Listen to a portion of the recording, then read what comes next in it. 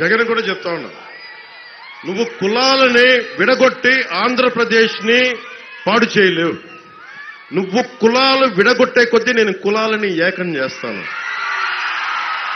నువ్వు శెట్టి బలిజల్ని వదలట్లా, కాపుల్ని వదలవు, మత్స్యకారుల్ని వదలవు, ఎస్సీ సామాజిక వర్గాన్ని వదలవు, ఎస్సీల్ని కూర్చోబెట్టి ఇంకా దారుణం చంపేసి మీ ఎమ్మెల్సీ చేత చంపేస్తే ఎంత ధైర్యం కాకపోతే మీరు డోర్ డెలివరీ చేసి నేనే హత్య చేశానని చెప్పి అతన్ని జక్కంపూడి రాజా గారు భుజాల మీద పెట్టుకొని ఊరేగిస్తుంటే వాట్ అండ్ అడాసిటీ అనిపిస్తుంది. ఎంత దురహంకారం లేకపోతే మీరు ఆ పనులు చేస్తారు. మీరు అంటే ఆంధ్రప్రదేశ్ లో ఎవరికి ఆలోచించడం మీకు భయపడతారని మీరు అనుకుంటున్నారా?